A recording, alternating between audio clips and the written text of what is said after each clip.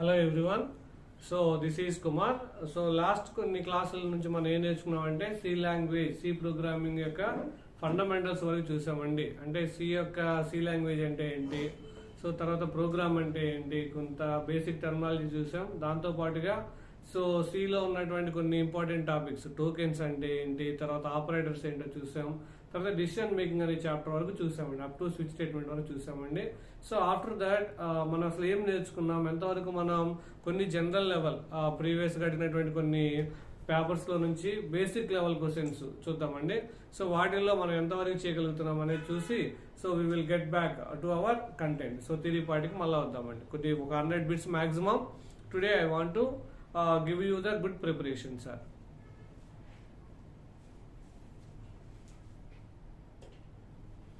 So చూద్దామండి. First bit ఏంటంటే which of the following language is predecessor to C programming language అండి. Very very initial level question.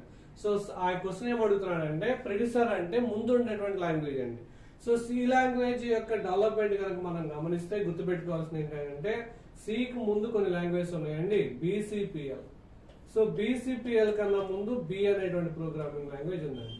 So B నుంచి BCPL అనే programming language, దాని నుంచి వచ్చినటువంటి లాంగ్వేజే C programming language. So the correct answer is the BCPL అండి. So ఇక్కడ ఉన్నటువంటి ఆన్సర్ లో మనం ఆన్సర్ సి ని ఆప్షన్ గా పెట్టొచ్చండి. సో బీసీపీఎల్ అనేది ప్రెడిసర్ అంటే సికి ముందు ఉన్నటువంటి, అంటే ఏ లాంగ్వేజ్ ద్వారా సి అనేది డెవలప్ చేయబడింది అనేది అడుగుతున్నాడండి. సో తర్వాత C programming language was developed by, so ఎవరు సి లాంగ్వేజ్ డెవలప్ చేశారంటే the father of C language is Dennis Ritchie అండి. Very simple question, Dennis Ritchie. So తర్వాత ఇంకేమున్నాయో చూద్దామండి. So C was developed in the year. So ఏ year frame లో జరుగుతుందో గుర్తుపెట్టుకోవాలండి. So first ఏమంటున్నారు అంటే 1960 to 65 ఒక టైం ఫ్రేమ్ ఇచ్చారండి. తర్వాత ఇంకొక టైం ఫ్రేమ్ 1970 to 72 ఇచ్చారండి. సో ఎగ్జాక్ట్ పీరియడ్ ఏంటంటే 1970లో సో పేరు అనేది వచ్చింది, కానీ సో 1972లో కంప్లీట్ వర్షన్ అనేది, దానికి ఒక వర్కింగ్ వర్షన్ అనేది రిలీజ్ చేయడం జరిగిందండి. So the exact answer is between 1970 to 72 అండి. సో తర్వాత C is a dash type of language. C అనేది ఏ రకమైనటువంటి లాంగ్వేజ్ అని చెప్తున్నాడండి. సో సి అనేది ఏ టైప్ ఆఫ్ లాంగ్వేజ్ అంటే so what we can say, మనకి ఏ ప్రోగ్రామింగ్ లాంగ్వేజ్ ఉంటాయండి.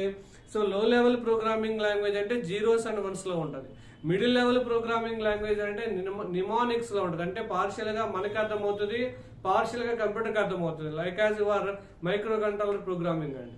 సో మరి సి అనేది ఎలా ఉంటుంది అంటే why we are saying that C is a high level programming language. Why? Because that language directly understandable to the humans and it requires some translators, compiler కావాలండి.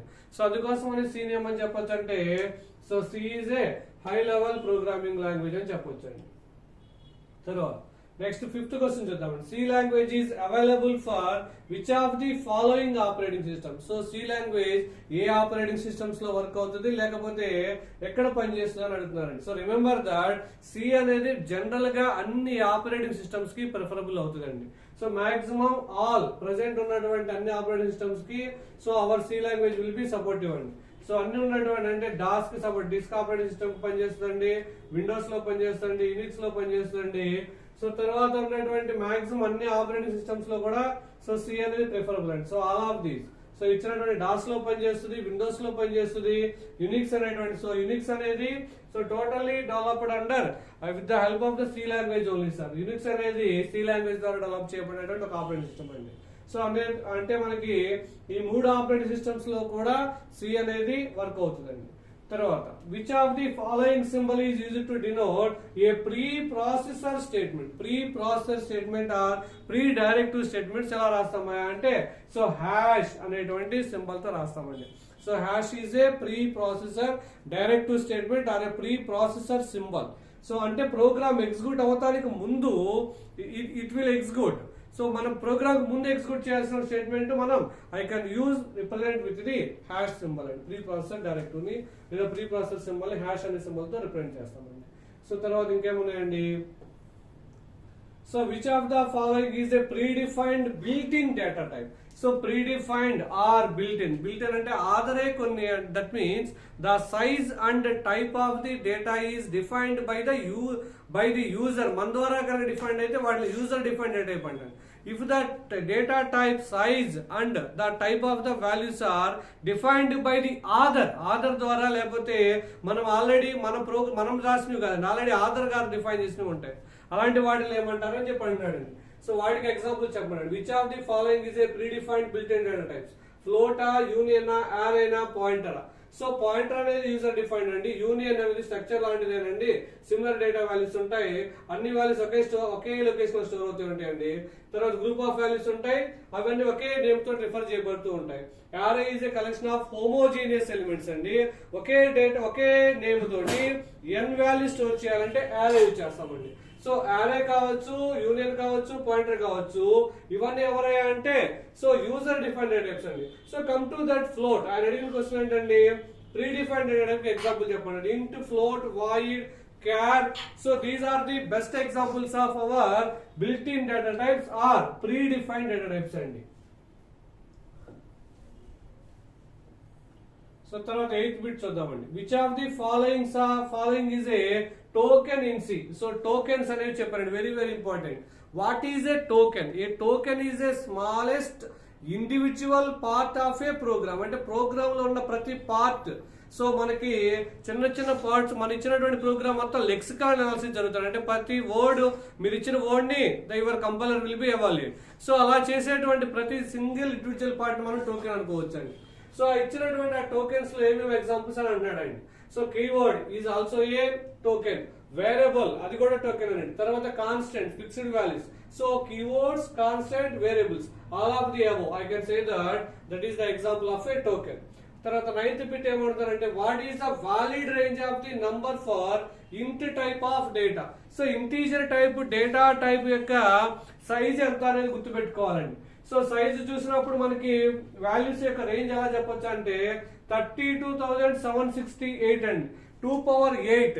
So 2 power 8 చూసినప్పుడు మనకి 32,768 నుంచి ప్లస్ 32,767 వరకు వస్తుందండి. సో ఇంటి డేటా టైప్ యొక్క range, so I can say that minus 32,768 to plus 32,767 అండి. So తర్వాత next bit ఏంటో చూద్దామండి. Which symbol is used as a statement terminator? Statement end అయిపోయిందని కంపైలర్ కి ఇండికేట్ చేసేటువంటి స్టేట్మెంట్ టెర్మినేటర్ ఎవరయ్యా అంటే దట్ సెమీకోలన్ అండి. సో సెమీకోలన్ అనేది ఏం చెప్తుందంటే that tells that end of the statement or termination of the statement. Statement అయిపోయింది అని చెప్తానికి we can use the semicolon statement అండి. సెమీకోలన్ సింబల్ యూజ్ చేస్తామండి.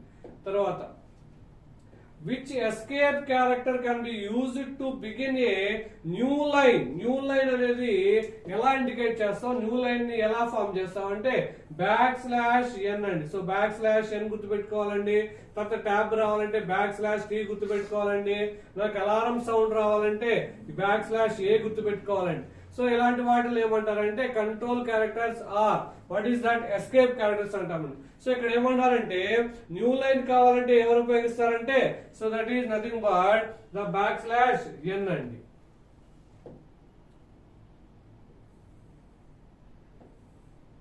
సో తర్వాత 12th బిట్ చూద్దామండి.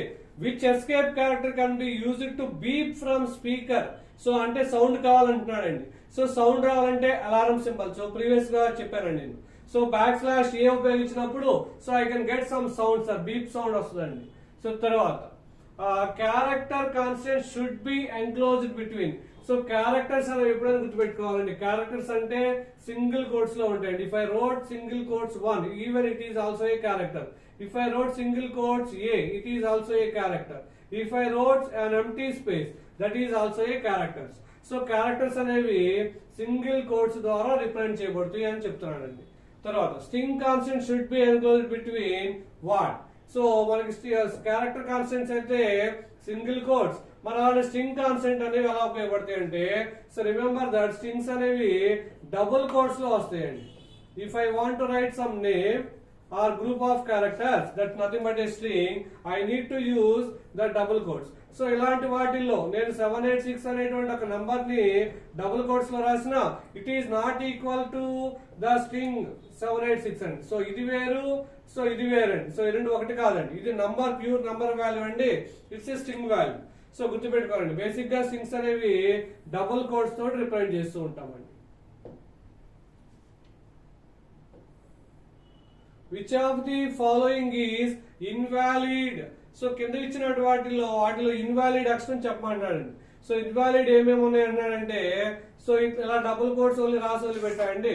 సో తర్వాత సి అనేటువంటి సింగిల్ కోట్స్ లో ఇచ్చారండి. Come to that, so option D. So option D లో ఏం రాశారంటే, so he has return a group of characters ABC అనేటువంటి 3 అక్షరాలని సింగిల్ కోట్స్ లో రాశారండి. So can I write group of characters as a character? No. So it's a group of character is a string and so strings అనేవి ఎలా రాయాలని చెప్పామండి మనం.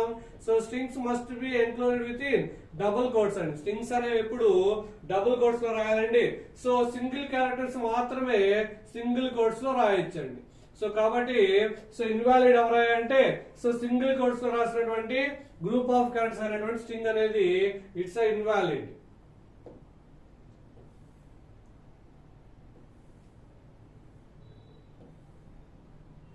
The maximum length of a variable in C.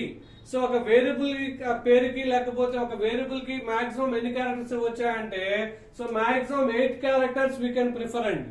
So 8 characters మనం length గా we can take the maximum length we can use for hour variable names అండి. తర్వాత what will be the maximum size of A float variable.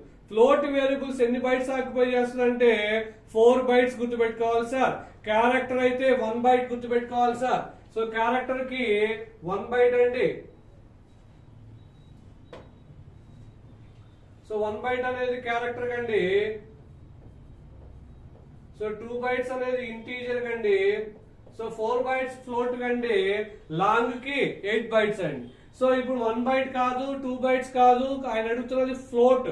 Float కి ఎన్ని bytes అంటే 4 bytes అని గుర్తుపెట్టుకోవాలండి. తర్వాత నెక్స్ట్ క్వశ్చన్ చూద్దామండి. What will be the maximum size of a double or long variable. So double యొక్క సైజ్ ఎంత అని చెప్తున్నారండి. As I told that is 8 bytes అండి. So 8 bytes option C will be the correct answer.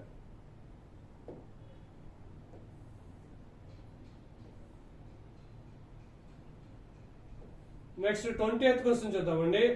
A declaration float a comma b occupies how much of memory.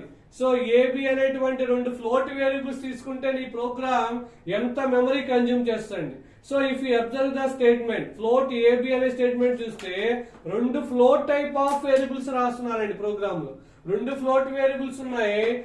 ఒక్కొక్క float వాల్యూకి ఏ కి 4 bytes, B కి 4 bytes అండి. So అప్పుడు 4 + 4 ఎంత occupy అవుతుందండి total memory? 8 bytes occupy అవుతుందండి. The size of a string variable is. So string variable కి size ఎలా ఉండదండి. సైజ్ ఎలా ఎందుకని ఉండదా అంటే, సో ఇప్పుడు రాస్తే రామ అని రాశారండి. సో రామాలో ఎన్ని క్యారెక్టర్స్ ఉన్నాయో that will be defined. So అక్షరాలని ఇచ్చి నంబర్ ఆఫ్ క్యారెక్టర్స్ బట్టి సైజ్ డిఫైన్ అవుతుంది కానీ సో ఫిక్స్డ్ లెంత్ కాదండి స్ట్రింగ్ అనేది. సో తర్వాత ఇంకోటి గుర్తుపెట్టుకోవాల్సిన, every string is ended with a null character.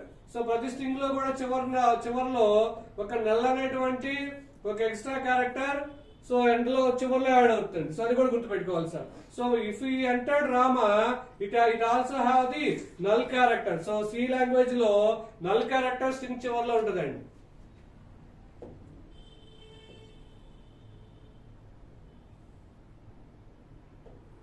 Which of the following is an example of compound assignment statement. So compound assignment statement అంటే ఎలా ఉంటుందండి అంటే, సో ఇప్పుడు a equal the following is an example of compound assignment statement.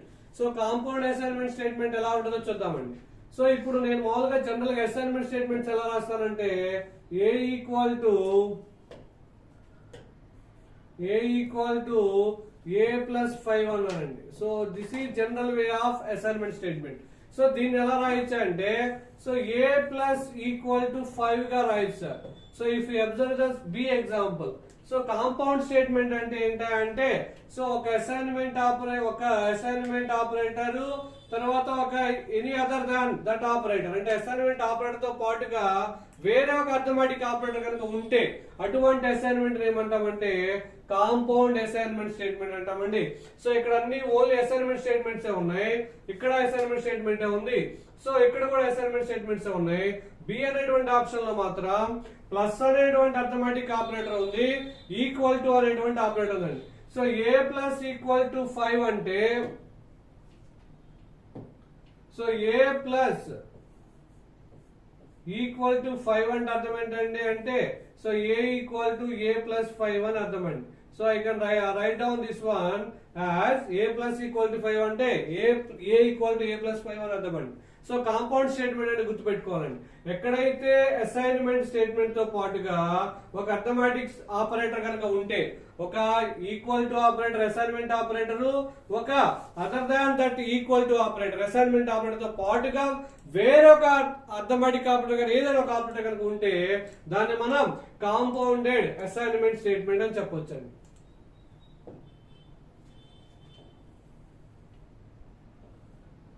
తర్వాత so and అనేటువంటి operator గురించి అడుగుతారండి. So and అనేటువంటి ఆపరేటరు, తర్వాత ఆర్ అనేటువంటి ఆపరేటరు, తర్వాత నాట్ అనేటువంటి ఆపరేటర్స్ గుర్తుపెట్టుకోవాలి sir. Not equal to or not అనేటువంటి operator. So all these are examples of logical operators అండి. ఇవన్నీ ఏంటంటే లాజికల్ ఆపరేటర్స్ అంటామండి. సో అండ్ ఆపరేటర్ ఎలా పనిచేస్తుందో తెలుసండి. రెండు ట్రూ అయినప్పుడు మాత్రమే అవుట్పుట్ ట్రూ ఇచ్చేటువంటి స్టేట్మెంట్ అండ్ అండి. సో ఎనీ ఇన్పుట్ అనేది ట్రూ అయినప్పుడు అవుట్పుట్ అనేది ట్రూ ఇచ్చేవాళ్ళు ఎవరంటే ఆర్ అండి. సో ఇన్పుట్ ట్రూ అయితే అవుట్పుట్ ఫాల్స్ ఇచ్చేవాళ్ళు ఎవరంటే నాట్, ఇన్వర్స్ ఇస్తా ఉంటారండి. సో ఇలాంటి ఆపరేటర్స్ లో ఆయన ఏమంటారంటే అండ్ అనేది దేనికి ఎగ్జాంపుల్ అని చెప్తున్నాడు. సో అసైన్మెంట్ ఆపరేటర్ కాదండి, ఇంక్రిమెంట్ ఆపరేటర్. ఇంక్రిమెంట్ ఆపరేటర్స్ అంటే మనకి ప్లస్ ప్లస్ అండి. సో ప్లస్ ప్లస్ కూడా కాదండి. తర్వాత ఆయన ఏమంటున్నాడు అండ్ అనేది ఏ ఆపరేటర్ అంటాడండి, ఇట్స్ ఎ లాజికల్ ఆపరేటర్ అండి. తర్వాత రేషనల్ ఆపరేటర్ కూడా కాదండి. So it's and logical operator. So 24th question చూద్దామండి. The operator and. So and కి డిఫరెన్స్ ఏంటో గుర్తుపెట్టుకోవాలండి. సో ఇలా రెండు అండ్ సింబల్స్ రాసామంటే లాజికల్ ఆపరేటర్ అండి. సో సింగిల్ అండ్ రాస్తే అది బిట్ వైజ్ ఆపరేటర్స్ అండి. సో బిట్ వైజ్ అండ్ ఉందండి, బిట్ వైజ్ ఆర్ ఉన్నారండి, తర్వాత బిట్ వైజ్ నాట్ కూడా ఉన్నారండి. సో ఇలాంటి ఆపరేటర్స్ ఏమంటామా అంటే సో ఇలా సింగిల్ గా కనుక రాసేమో అంటే అది బిట్ వైజ్ ఆపరేటర్స్, ఇలా రెండు సింబల్స్ కనుక రాసామంటే అవి లాజికల్ ఆపరేటర్స్ అండి. సో ఇక్కడ ఆయన ఏమంటున్నాడంటే సో అండ్ ఆపరేటర్ అనేది దేనికోసం ఉపయోగిస్తామంటే ఇలాంటి perform bitwise and operation అండి.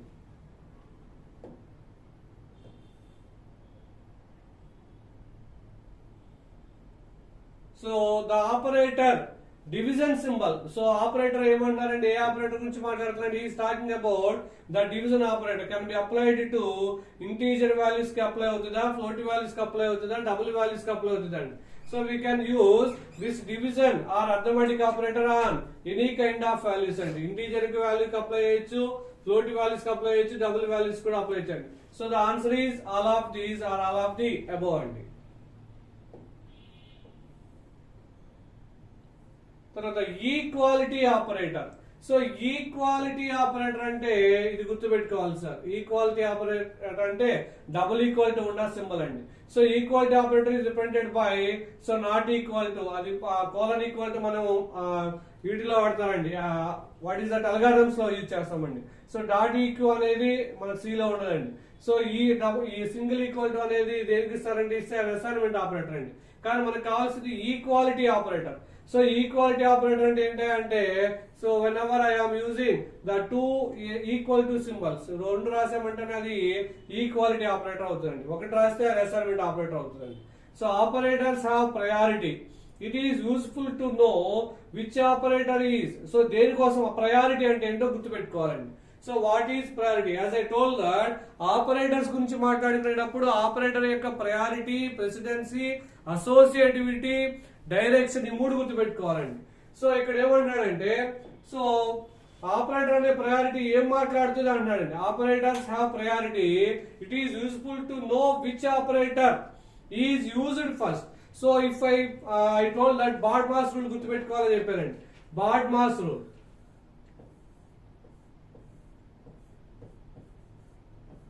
సో బాడ్మాస్ రూల్ అంటే బ్రాకెట్ ఫస్ట్ ఎగ్జిక్యూట్ అవుతుందండి, తర్వాత ఓపెన్ బ్రాకెట్, తర్వాత డివిజన్, తర్వాత మల్టిప్లికేషన్, తర్వాత ఎడిషన్, తర్వాత సబ్స్ట్రాక్షన్ ఆపరేటర్ ఎగ్జిక్యూట్ అవుతుందండి. సో ఏ ఆపరేటర్ తర్వాత ఏది ఎగ్జిక్యూట్ అవ్వాలి, ముందు ఎవరు ఎగ్జిక్యూట్ అవ్వాలని చెప్పేది ఎవరంటే that's nothing but the priority.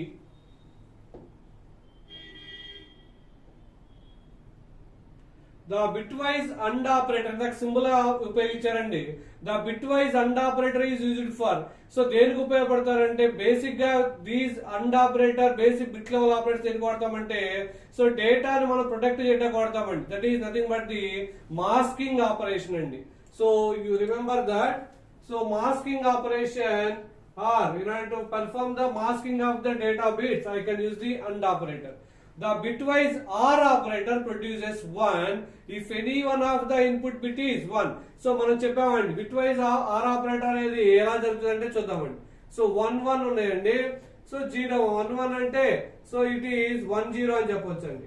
So అలానే ఇక్కడ ఏమన్నారంటే సో 1 ప్లస్ 0, సో ఆపరేటర్ ఏమి ఇస్తుందంటే 1 ఇస్తుందండి. అలానే 0 or 1, సో దీని అవుట్పుట్ కూడా 1 వస్తుంది. సో కాబట్టి bitwise OR operator produces 1 if any one of the input bit is 1. So any one ఇక్కడ 1 ఉంది కాబట్టి 1 వచ్చిందండి. సో ఈ ఎగ్జాంపుల్ లో కూడా ఇక్కడ అట్లీస్ట్ 1 ఉన్నారు కాబట్టి అవుట్పుట్ 1 వచ్చారండి. సో ఎనీ ఇన్పుట్ 1 అయితే మనకి అవుట్పుట్ అనేది OR ఆపరేటర్ ద్వారా 1 అవుతుందండి.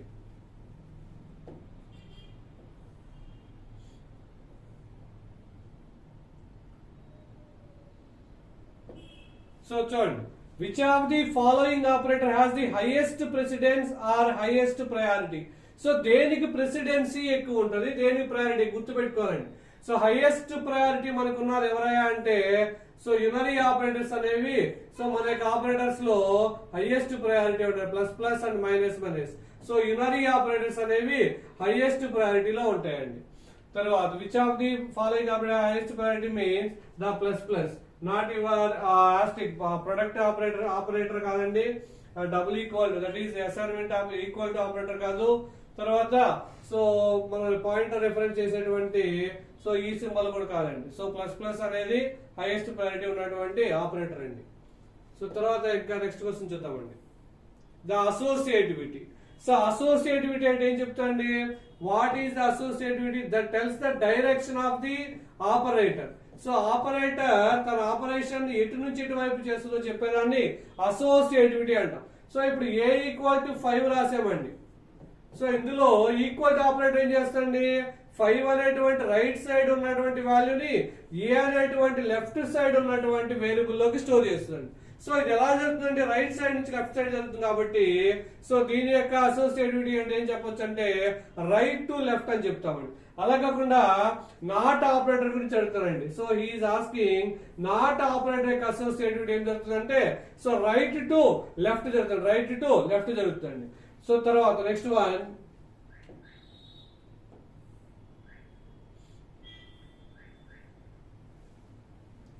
which operator has the lowest priority? So BODMAS rule గుర్తుపెట్టుకోమని చెప్పారండి. సో బాడ్మాస్ రూల్ లో లాస్ట్ లో ఉన్నటువంటి ఆపరేటర్ ఏంటంటే bracket, open bracket, division, multiplication, addition and last one is subtraction. So కాబట్టి లీస్ట్ ప్రయారిటీ ఎవరంటే సబ్స్ట్రాక్షన్ సింబల్ అండి. So D is the correct answer అండి. సో తర్వాత which operator has the highest priority? So previous గా మనం చూసినటువంటి పెట్టారండి. So that is nothing but the unary operators, nothing but the plus plus will have the highest priority అండి.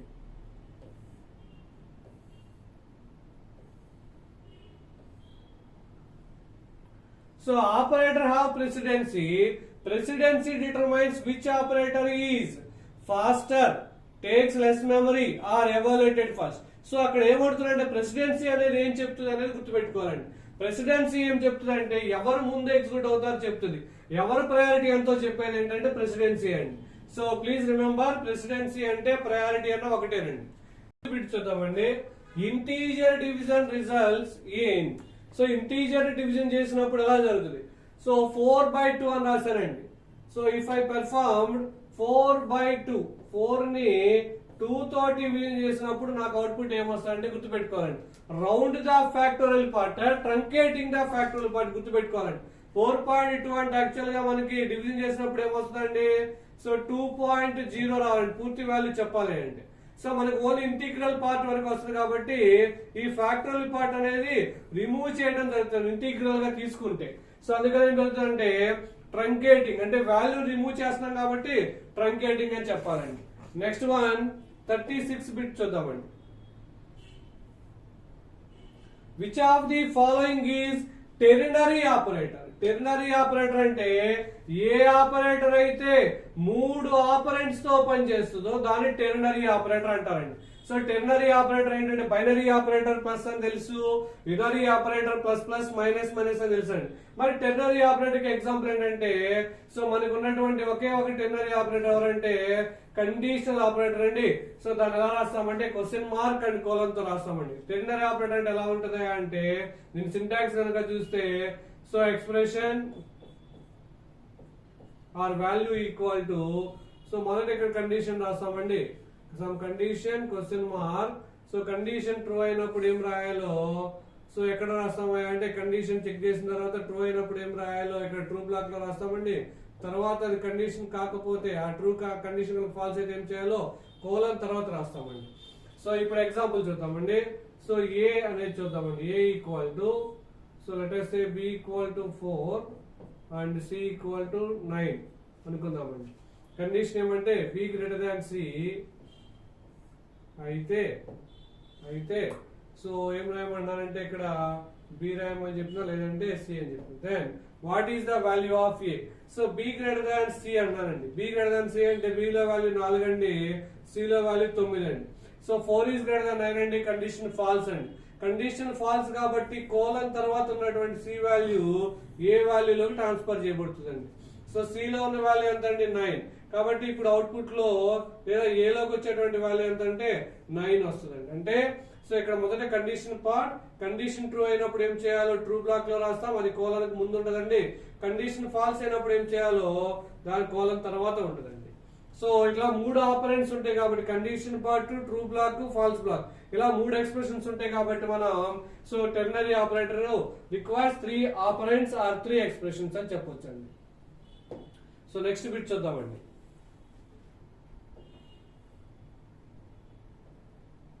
So what will be the output of expression 2 power 5 అండి. అలా ఇచ్చినప్పుడు అర్థం ఏంటంటే 2 పవర్ 5 అంటే 2 ఇంటూ 2 ఇంటూ 2 ఇంటూ 2 ఇంటూ 2 అండి.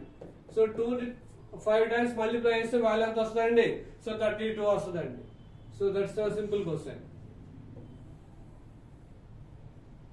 The type cast operator. So ఒక data type లో ఉన్నటువంటి వాల్యూని వేరే డేటా టైప్ లోకి మార్చడానికి టైప్ కాస్టింగ్ అంటారు. Type casting is the process of converting one data type value into another data type value. అంటే ఒక క్యారెక్టర్ ని ఇంటీజర్ లోకి లేక ఒక ఇంటీజర్ ని ఫ్లోట్ వాల్యూ లోకి ఇలా ఒక డేటా టైప్ లో ఉన్న వాల్యూని ఇంకొక డేటా టైప్ లోకి మార్చడానికి టైప్ కాస్టింగ్ అంటామండి. సో టైప్ కాస్టింగ్ ఆపరేటర్ ఏది అని అడుగుతున్నారండి. సో టైప్ కాస్టింగ్ ఆపరేటర్ ఎవరయ్యా అంటే, సో ఈ టైప్ అనేటువంటి సో ఆపరేటర్ అండి. టైప్ అనేటువంటి keyword is helpful for type casting అండి. సో తర్వాత ఎక్స్ప్లిసిట్ టైప్ కన్వర్షన్. మనకి explicit or implicit or automatic type casting అని 2 రకాల టైప్ కాస్టింగ్స్ ఉంటాయండి. టైప్ కాస్టింగ్స్ 2 రకాలు, ఎక్స్ప్లిసిట్ అండ్ ఇంప్లిసిట్.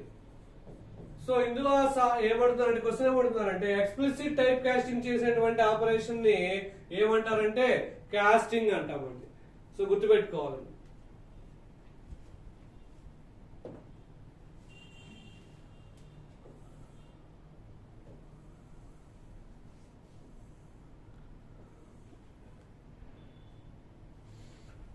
సో చూడండి, the operator plus a plus equal to 4.